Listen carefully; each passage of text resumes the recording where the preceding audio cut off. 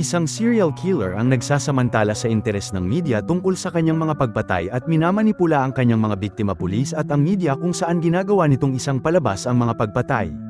Ngayon ay balikan natin ang kwento ng series na Copycat Killer mula sa taon ng 2023. Ang serial killer na ito ay kinuha ang isang babae at inilipat niya ito sa kanyang pulang van.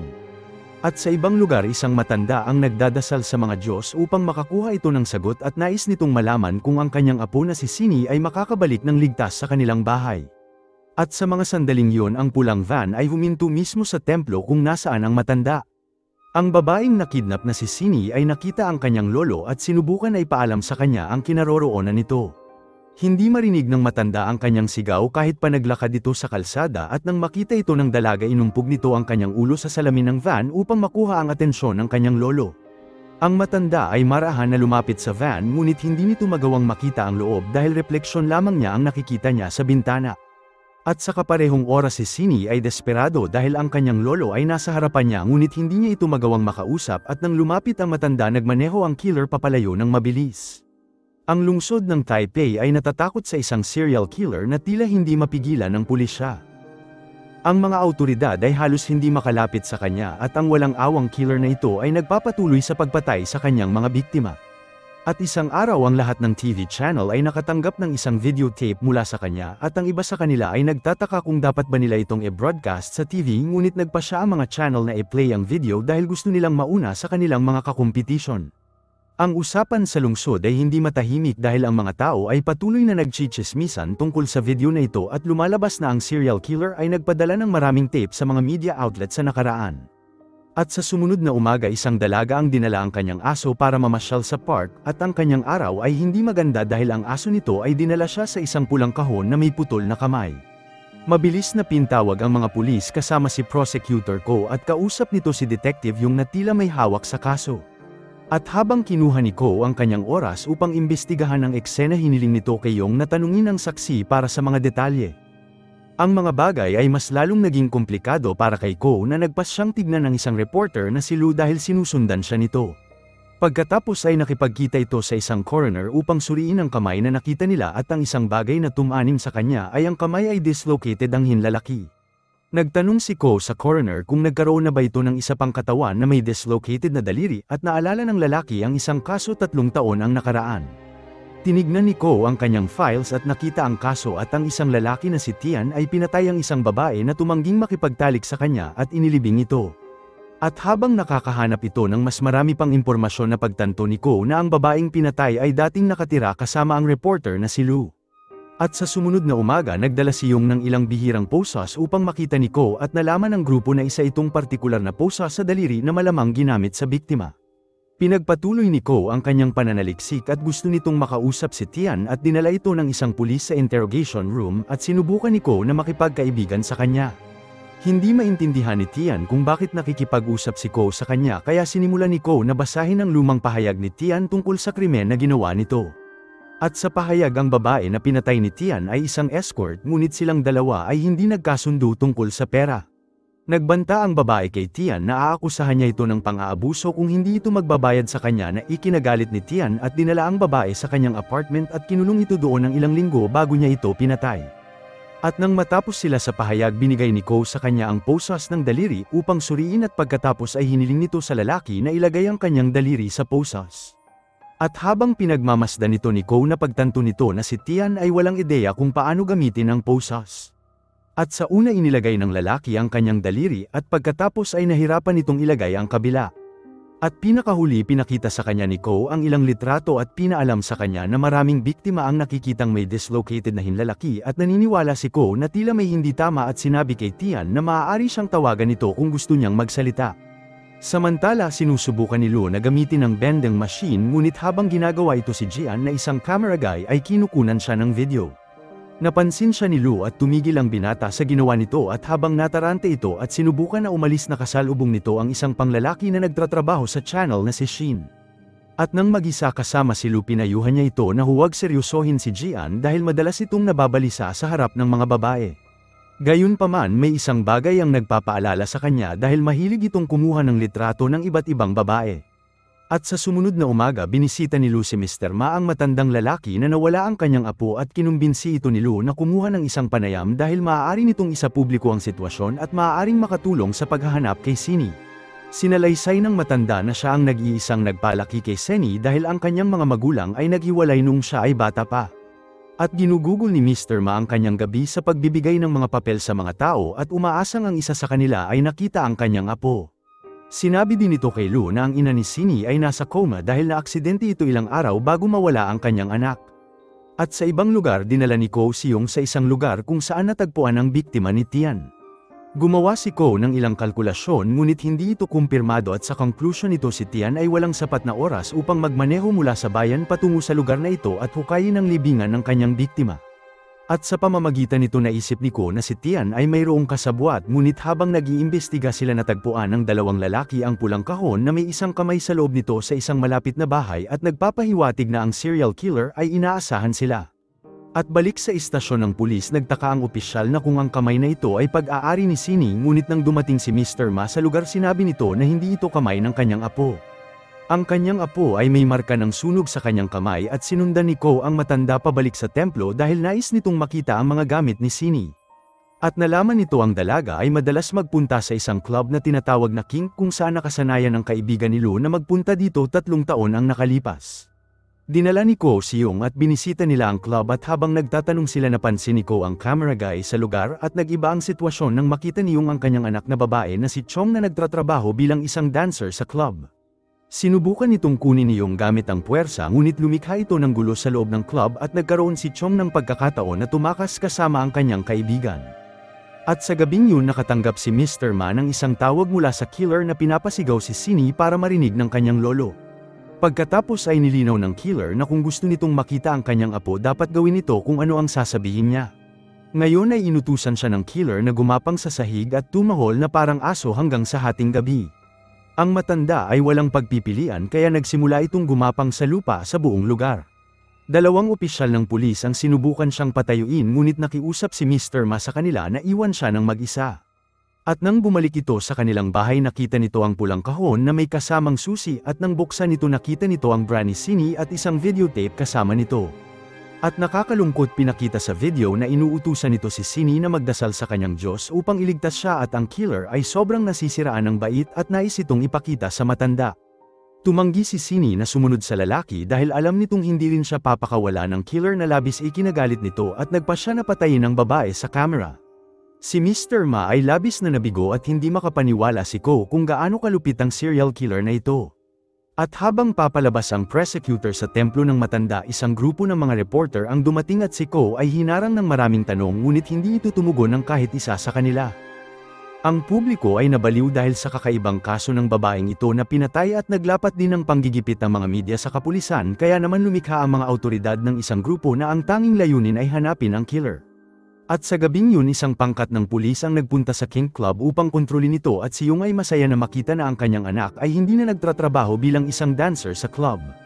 Tinawagan niya ito upang makipag-ayos sa kanya ngunit ang kanyang anak ay wala sa mood upang makipag-usap sa kanya at sa halip tinawagan ito ang kanyang matalik na kaibigan ngunit sa kasamaang palad dumaan ang van ng killer sa kaibigan ni Chong at pagkatapos ay binalikan nito ang babae. At sa sumunod na umaga si Lou at ang kasama nito sa trabaho ay tinawag para sa isang pulong kasama ang supervisor at ang main anchor ng channel nila na si Yuchi. Gusto ng boss nila na magkaroon sila ng ideya upang mas maraming manood sa kanilang mga palabas at ang iba ay nirekomenda na kunan ng pahayag si Mr. Ma. Naniniwala si Yuchi na ang matanda ay hindi makikipag-usap sa kahit na sinuman ngunit sinabi ni Lou na maaari nitong subukan dahil kilala niya ito. At sa ibang lugar si Ko at Yong ay magkasama na nag-aalala sa relasyon nito sa kanyang anak.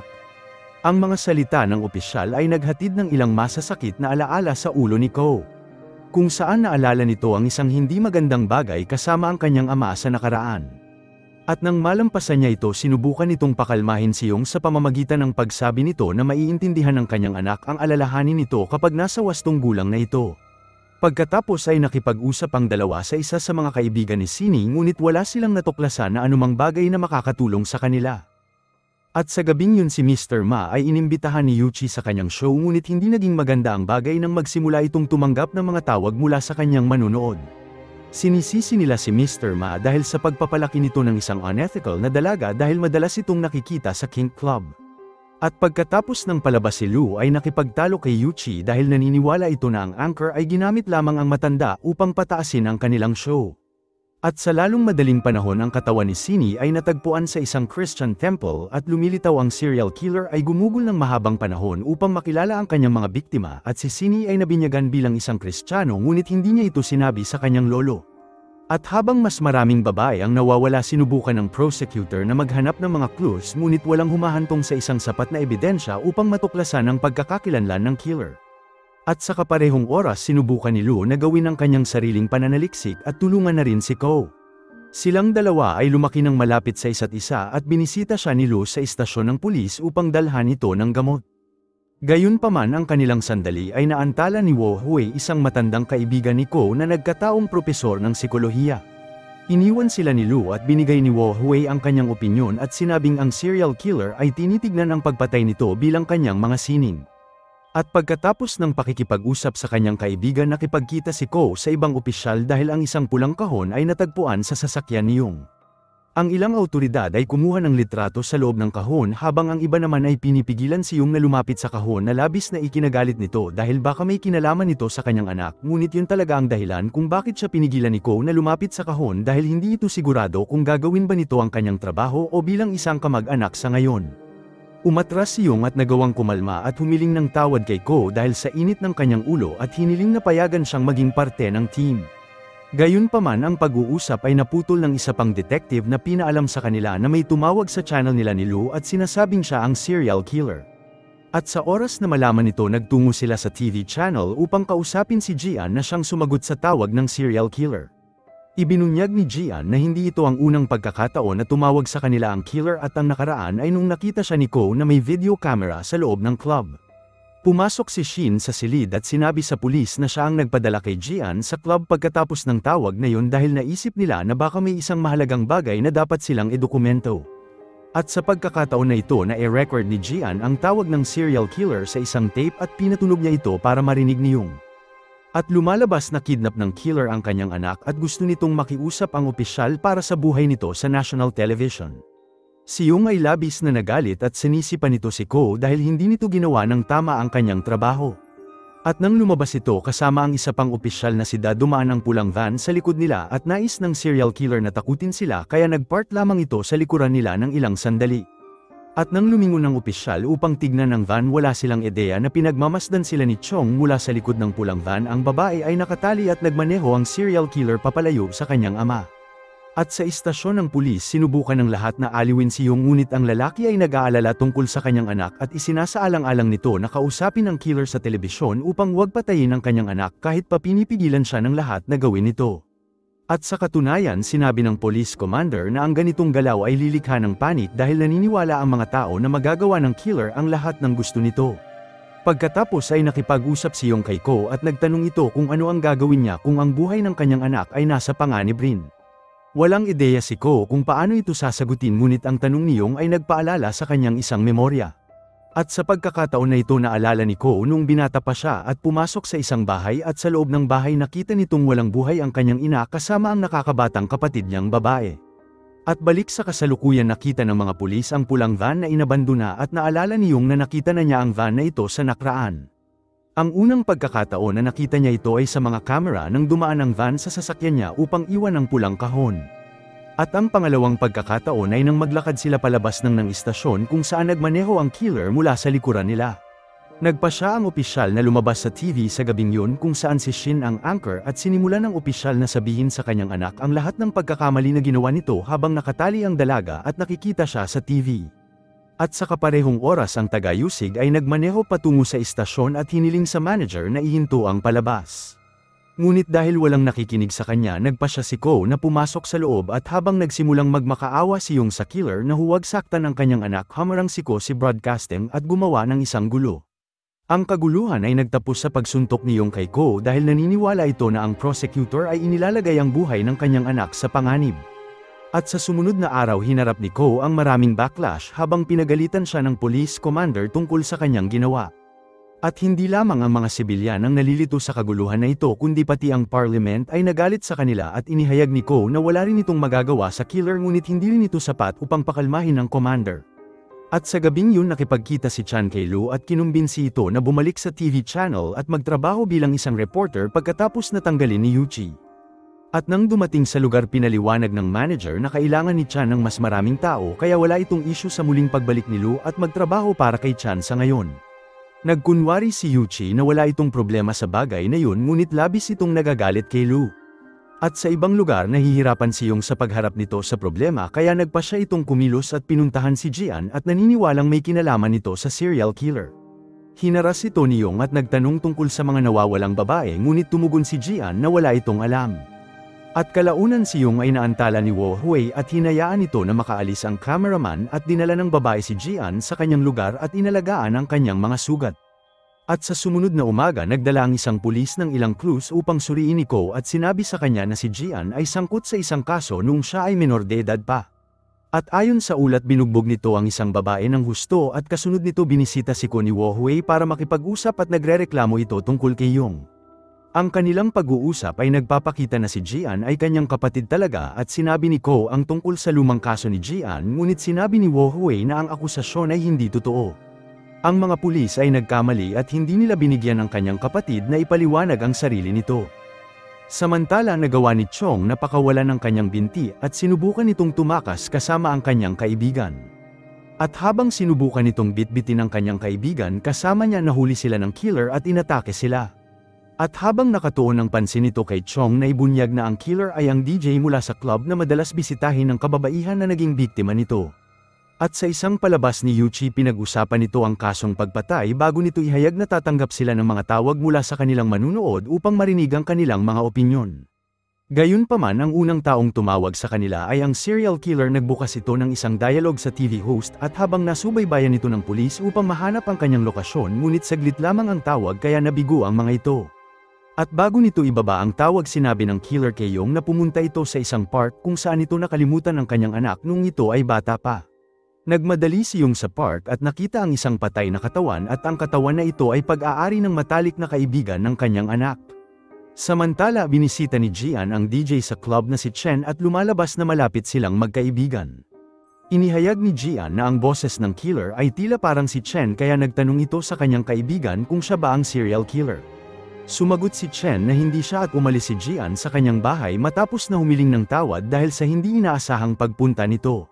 Isang flashback ang lumitaw na ang dalawang lalaki ay matalik na magkaibigan mula pa noong bata sila. Ang kanilang relasyon ay nagsimula nung si Jian ay madalas na binubuli ng isang grupo ng mga lalaki at babae at tinulungan siya ni Chen at binugbog din ito ang isa sa mga babae. Hindi nakuha ng mga guro ang buong kwento at sinisisi nila ang insidenteng ito kay Jian. Hindi sinabi ni Jian ang buong katotohanan na si Chen ang bumugbog sa babae. At habang nakasakay sa kanyang motor tinawagan ni Jian ang isang social service at sinabing naghihinala ito sa kanyang kaibigan na pumatay ito ng ilang tao. Ang boses sa kabilang linya ay nagtanong sa kanya kung tumawag nga ba ito sa pulis ngunit binaba lamang ni Jian ang telepono. Samantala napagtanto ng mga detective na ang lahat ng biktima ay may eksaktong parehong mga lipstick na marka sa kanilang mga mukha at ang lahat ng ito ay nagmula sa parehong eksaktong tatak ng lipstick at kulay. Ang isang clue ay humantong sa kasunod at nakita ni Ko ang isang abandonadong bahay kung saan si Chen ay dating nakatira. At sa ilalim ng kama ang pangalan na Chen ay nakasulat gamit ang lipstick at pagkatapos ay binisita ni Ko ang ina nito na si Mrs. Sun na tila may sira sa pag-iisip. Sinabi nito na ang kanyang anak na babae ay nakatira sa lungsod pagkatapos na makuha ang degree nito ngunit ang problema ay ang anak nitong babae ay namatay noong 2 buwan pa lamang siya. At matapos na mahanap ni Ko ang lipstick na tugma sa mga nakita nito sa biktima gumala ito sa bahay at nakita rin ito ang ilang pulang kahon na katulad sa ginagamit ng serial killer. At matapos na umalis sa bahay nagdala si Do ng marami pang clues at ngayon nalaman nila na si Mrs. Sun ay pinangalanan ng kanyang yumaong anak na babae na Chen. At sa ibang lugar si Chen ay nagkakaroon ng mental breakdown dahil sa tingin nito na nakikita niya ang multo ng kanyang patay na kapatid na babae. At sa istasyon ng pulis napanood ni Ko ang isang tape na ninakaw nito sa bahay ni Mrs. Sun at napagtanto na ang babae ay pinipilit ang kanyang anak na lalaki na maging babae at naglalagay ng lipstick sa kanyang mukha. Naglabas si Ko ng isang warrant para sa mga pulis na dalhin si Jian at Chen para sa isang interogasyon ngunit hindi makita ang DJ. Gayunpaman pinilit ni Ko si Gian na sabihin nito kung nasan ang kanyang kaibigan at binigay nito ang lokasyon.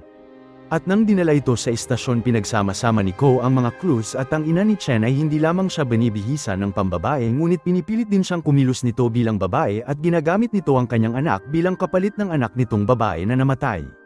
Pinagpalagay ni Ko na kinamumuhian ni Chen ang mga babae at nakakaramdam ito ng ginhawa kapag pinapatay niya ang mga ito na labis ikinagalit ni Chen at hinarap si Ko ngunit dumating ang abogado nito at dinala papalayo si Chen bago pa lumala ang sitwasyon. At sa gabing yun si Do at Yung ay nagiinuman at pinayuhan siya na maging mas seryoso sa trabaho at sinabi niya ito dahil hindi ito sigurado kung magtatagal pa siya. Pagkatapos ay bumili si Yung ng isang ilegal na baril at nagsimulang sundan si Chen sakay ng kanyang pulang kotse. Dinala ng serial killer si Yung sa isang abandonadong gusali at tinambangan ito habang madaling nadaig ang laban sa pagitan nila. At sa kabila nito ginamit ni Yung ang kanyang baril at mabilis na kinontrol ang sitwasyon at binugbog siya ni Yung ngunit nagawa ni Chen na lumaban pabalik. At matapos ng ilang pag-atake inilagay ni Yung ang kanyang kamay sa leeg ni Chen at sinakal ito habang nagkunwari itong patay at mabilis na tinulak si Yung sa gusali. At matapos na umuwi at uminom ng alak muli nitong inatake ang anak ni Yung at sa kaparehong oras si Yung ay natagpuan at siya ay dinala sa ospital kung saan sinabi ng doktor na siya ay nasa kritikal na kondisyon. At sa istasyon ng pulis si Ko ay binisita ng abogado ni Chen na sinamahan ni Hang Leon ang chairman ng parliament ng bansa at ibig sabihin na isa itong makapangyarihang politiko. Binanggit ni Hang na ang mga pulis ay masyadong ginugulo ang club kung saan siya ay isang investor. At matapos na umalis si Hang naghanap pa si Ko ng mas maraming clue at hindi nito maintindihan kung bakit ang makapangyarihang politiko ay nasangkot sa kasong ito. Matatanggap ng prosecutor ang sagot na ito mula kay Lu na ginagawa ang kanyang sariling pananaliksik. At lumalabas si Hang ay kasal na ngunit ang asawa nito ay namatay nang siya ay na-elect at nagkaroon nito ng relasyon kay Mrs. Sun na ina ni Chen at ilang buwan matapos nito si Chen ay isinilang at nangangahulugan na may posibilidad na si Chen ay anak ni Hang.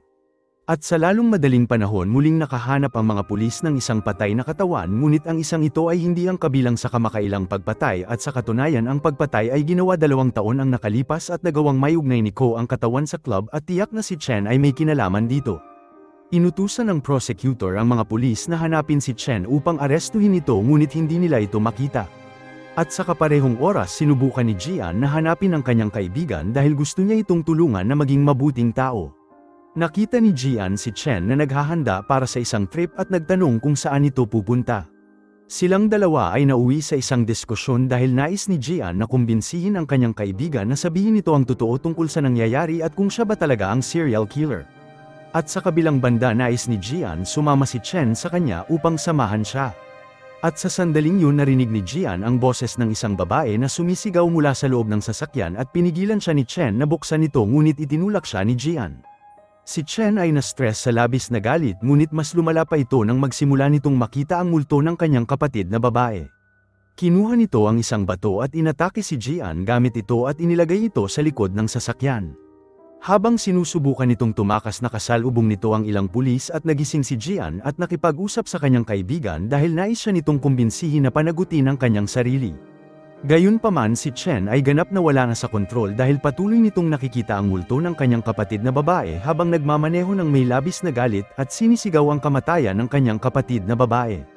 At kalaunan nakita nito ang multo na nakatayo sa kalsada at sinubukan niya itong sagasaan ngunit dahil walang tao sa lugar ang sasakyan ay nahulog sa bangin. At nang maglao nahanap ng pulis ang sasakyan at pinaalam kay Ko na si Chen at Xian ay patay na. Gayunpaman may katawan ng isang babae sa trunk ng sasakyan at siya ay buhay pa. At ang magandang balita ay ang babae ay si Chong na anak ni Yong at kailangan itong ilipat sa ospital at umaasa silang makakaligtas ito. At sa sumunod na araw ang balita ay iniulat ang pangyayaring ito at nagtataka rin sila kung ang kasong ito ay sarado na. Natagpuan ng pulis ang isa pang katawan na nawawala ang kanyang kanang kamay ngunit hindi pa rin ito malinaw kung ang katawan na ito ay konektado kay Chen. Nagtungo si Wo Hui sa morgue upang kilalanin ang katawan ng kanyang kapatid at siya ay nagsimulang umiyak nang makita niya itong walang buhay. Ang ulat sa balita ay si Gian ay nakikipagtulungan sa serial killer kaya nagtanong si Wo Hui kay Ko kung bakit hindi nito nilinis ang pangalan ng kapatid niya. Gayunpaman sinabi ni Ko na ang investigasyon ay hindi pa tapos at hindi pa ito sigurado kung ang kanyang kapatid ay mamamatay tao ba talaga o hindi. At nang maglaon binisita rin ng pulis ang kanyang apartment upang gumawa ng investigasyon kay Gian. At bago umalis sinabi ni Ko kay Wohui na ibabalik nila ang gamit ni Jian sa lalong madaling panahon sa oras na matapos sila sa investigasyon. At sa sumunod na umaga maraming nagagalit na kamag-anak ng mga namatay na babae at nagtipon sa labas kung saan ginanap ang libing ng kanyang kapatid. Ang mga kamag-anak ay sumugod sa lugar at sinubukan na basagin ang lahat ng bagay sa loob. Sinubukan ni Wohui na pigilan sila ngunit ang isang babae ay sinisisi siya bilang kasabwat sa mga pagpatay at sinampal siya. Dumating si Lu upang tulungan si Wohui at sinubukan nilang itulak papalayo ang mga galit na tao. Pagkatapos ay dinamayan nila ito sa libing at nang maglaon binisita ni Ko si Chong sa ospital at nagtanong sa doktor kung makakausap niya ito sa oras na magising ito. Pinaliwanag ng doktor sa kanya na ang dalaga ay may post-traumatic stress kaya mas mabuting kausapin ito ni Ko makalipas ng ilang araw. At ilang minuto ang lumipas na balitaan ni Ko na ang dalawang mataas na ranggo ng mga opisyal ay naghihintay sa kanya dahil nais siya makausap ng mga ito. Sinabi ng mga opisyal na isara ni Ko ang kaso o kung hindi kailangan nilang gumawa ng agresibong hakbang sa pakikipag-usap nila sa superior ni Ko. Humiling si Ko sa kanila ng 2 linggo upang mag-imbestiga at pagkatapos ay isasara na nito ang kaso at binigyan siya ng opisyal ng 10 araw na palugid bago tuluyang umalis. At makalipas ang ilang araw inimungkahi ni Shin kay Yuchi na magkaroon ng opisyal na gobyerno sa kanyang palabas pati na rin si Wohui upang magkaroon sila ng bukas na pag-uusap tungkol sa kaso. At nang magsimula ang palabas ang mga bagay ay nagsimulang bumagal ngunit hindi nagtagal ay kinorner nito si Wohui at sinabi ng babae na ang kanyang kapatid ang pinakamabait na tao na kilala niya kaya naman malabo itong pumatay ng isang tao. Nagpasya si Shin na magsalita at sinabihan si Yuchi na tumigil ito sa pag-atake kay Wohui at sa kabilang banda nagsimula itong magsalita tungkol sa mga posibilidad. At kung si Jian ay inosente posible na ang serial killer ay nakikipagtulungan sa iba pang kasabwat na maaaring pinapanood sila sa ngayon habang naghahanda ito na patayin ang kanyang susunod na biktima. Ang mga bagong ebidensya ay nag-uugnay kay Shin sa isang adult club na pinasara ng gobyerno dahil sa mga agresibong adult content sa lugar. Nang marinig ito ni Yuchi pinanood nito ang isang tape mula sa isang lumang dokumentaryo kung saan nagsasalita si Shin tungkol sa club. At habang pinapanood ang video nakita ni Yuchi si Chen na lumabas sa background at sa kaparehong oras binisita ni Mr. Ma si Ko dahil may nararamdaman nitong kakaiba. Naniniwala ang matanda na ang killer na tumawag sa kanya at ang killer na tumawag sa istasyon ng TV ay magkaibang tao at sinabi ni Ma na ang tumawag sa kanya ay boses matanda at ayon sa kanyang opinyon ang tumawag sa istasyon ng TV ay iba ang boses. Nalaman ni Ko na si Tian ang mamamatay tao sa isang kaso 3 taon ang nakalipas ay humiling na makita ang kanyang ama at binisita ito ni Ko at sinabi sa kanya na hindi niya ito magagawa ngunit mayroon itong iaalok sa kanya. Maaaring sabihin ni Tian sa kanya ang katotohanan tungkol kay Chen at maalis ito sa potensyal na kasabwat at kung sasabihin ito ang totoo maaari nilang baguhin ang kanyang pahayag at siya ay papawalang sala dahil wala itong kinalaman sa kahit anong pagpatay. Samantala si Shin ay tumawag ng isang taxi ngunit ang taxi driver ay hindi isang random na tao at siya ang tiyuhin ni Ko na si Kohen na nagpalaki sa kanya matapos na patayin ang kanyang pamilya ng lalaking pinagkakautangan ng kanyang ama. At nang bumalik si Kohen ng bahay tinawagan nito si Ko upang kumuha ng pagkain at sa oras na magkita sila sinabi sa kanya ni Kohen na sumakay sa kanya si Shin at alam nito na magkamag-anak sila at nagtatanong ito ng maraming tanong tungkol kay Ko. Ang mga salitang ito ay nagpahinala kay Ko at sinimulan nitong isipin na si Shin ay palaging malapit sa mga pagpatay bilang isang reporter o kahit sa hindi direktang paraan. Isang flashback ang lumitaw balik sa kabataan ni Shin at nang magkaisip ito siya ay isang satanista at ang bata ay palaging gustong gumagawa ng gulo habang niloloko nito ang iba na siya ay isang inosenteng bata. At balik sa kasalukuyan nakipagpulong si Yuchi sa lalaking si Tang na siyang may-ari ng kontrobersyal na club. Binigyan siya ni Yuchi ng pera bilang kapalit ng isang bagay ngunit nang buksan nito ang folder na binigay sa kanya ng lalaki nakita lamang nito ang isang papel na walang sulat. Inatake ni Tang si Yuchi at inilagay ito sa likod ng sasakyan ngunit ang kanyang plano ay nasira nang inatake ito ni Shin mula sa likuran. Ang serye ay naputol pabalik sa nakaraan pinapakita ngayon kung ano ang nangyari sa nakaraan ni Shin. Nagsimula ito bilang isang reporter na gagawin ang lahat upang makunan ang isang magandang kwento gamit ang kanyang camera. At natuklasan nito na mahilig talaga siyang magdulot ng pananakit sa iba at sumali sa Sedoma Club para manood ng mga adult show.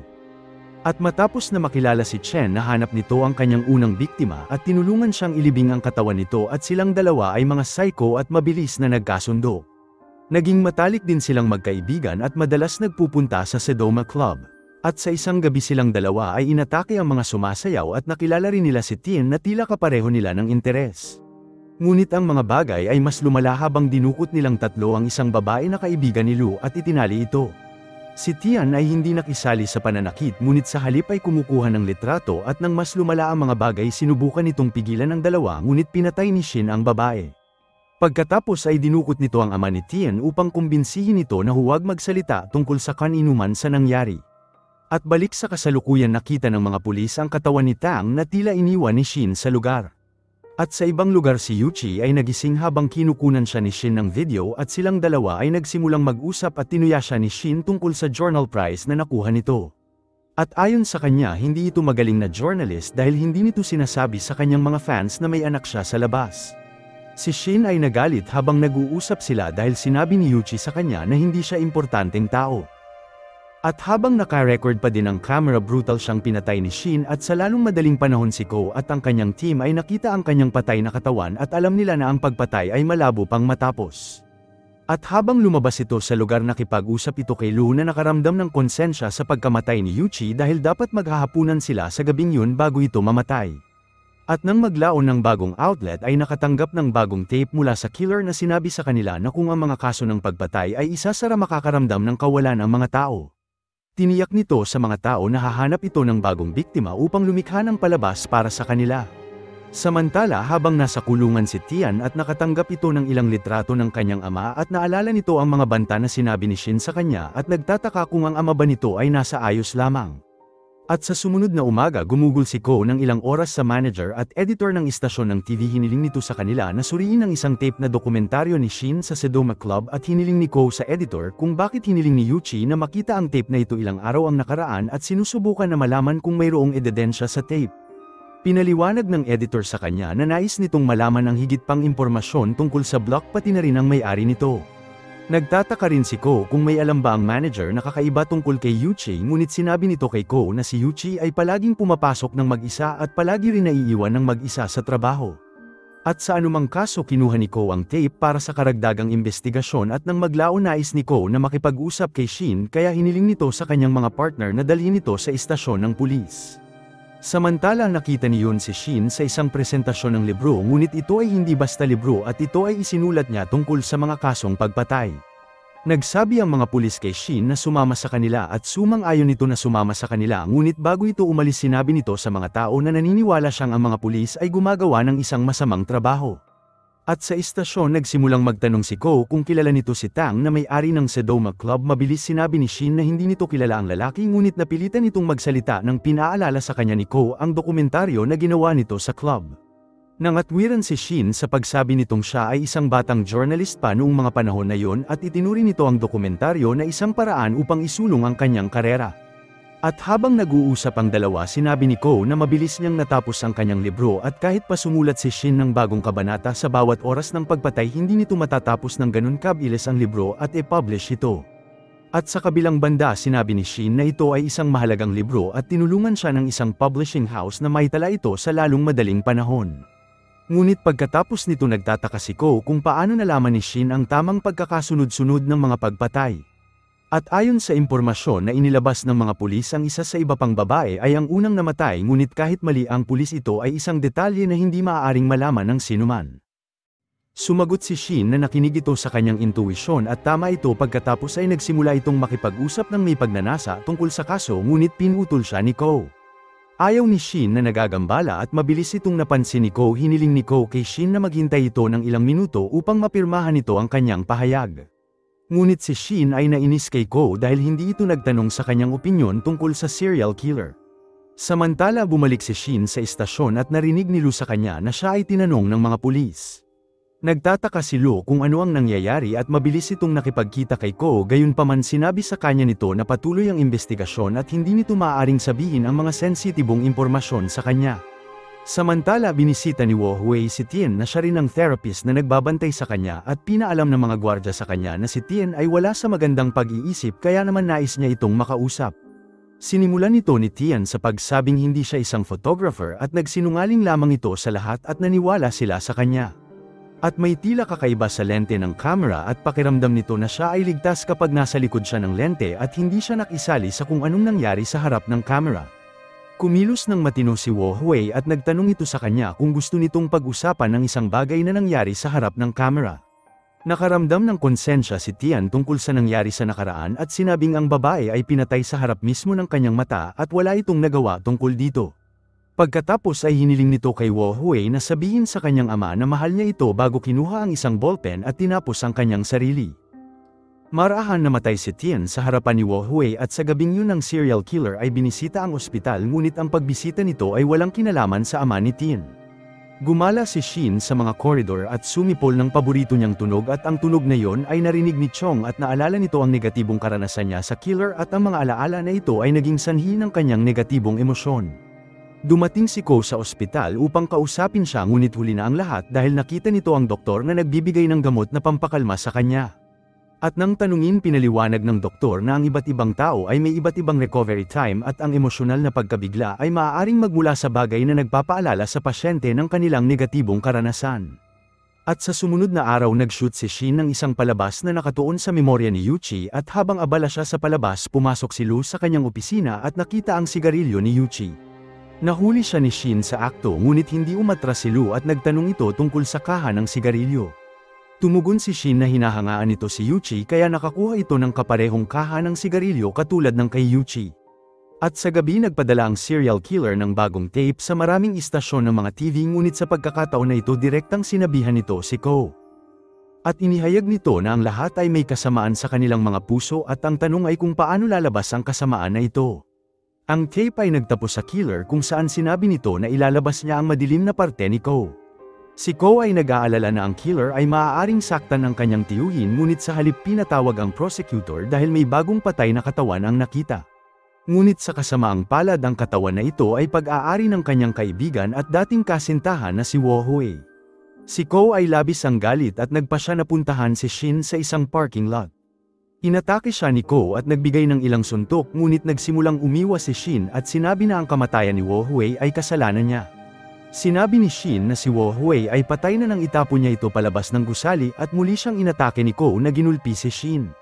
Pagkatapos nagsimulang kutsay ni Shin si Ko habang sinasabi sa kanya na binasag nito ang ulo ni Wo Hui.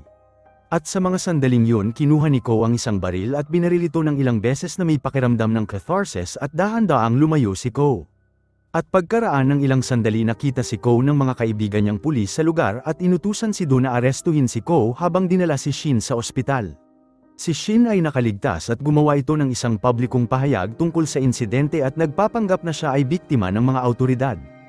At sa lalong madaling panahon si Shin ay bumalik sa istasyon ng TV gayunpaman siya ay sinalubong ng pangulo ng istasyon na mainit ang ulo at nais nito na lumayo si Shin sa channel dahil siya ay suspect sa mga kasong pagpatay at ang katotohanan na ito ay sumira sa kredibilidad ng istasyon.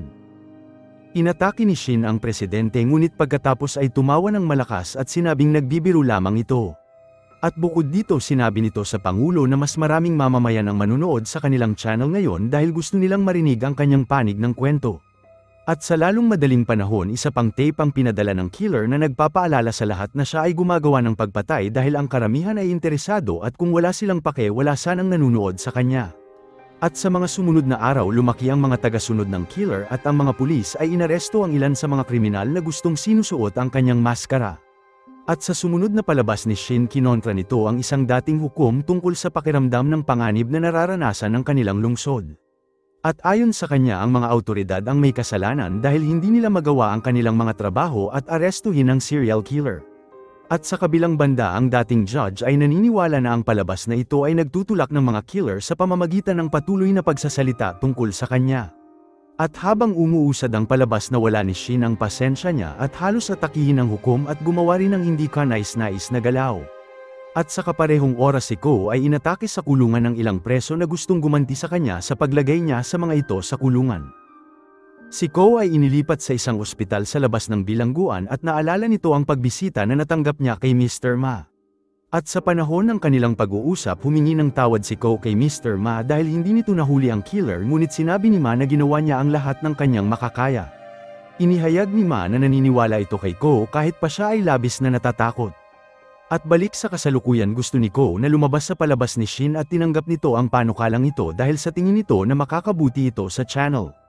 Ang palabas ay nagsimula kay Ko na humihiling ng paumanhin sa lahat dahil sa kanyang mga aksyon. At pagkatapos ang host at guest ay nagkaroon ng maikling pag-uusap bago inihayag ni Shin na tatanggap sila ng ilang tawag mula sa mga manunood. Ang unang tawag ay mula sa isang lalaki na sinasabing siya ang tunay na killer, isang katotohanan na gamulat kay Ko at Shin.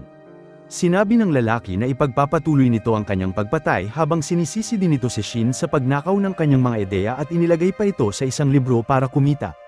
Naging agresibo si Shin sa tumawag ngunit sinubukan nitong pigilan ang kanyang sarili at si Ko na alam na baliw si Shin ay tinugunan ng tawag na parabang siya ang killer at sinabi na nasisiraan nito ng bait at ang mga pagpatay na ginagawa nito ay hindi piraso ng isang sining tulad ng sinasabi niya ngunit resulta ng kanyang kabaliwan.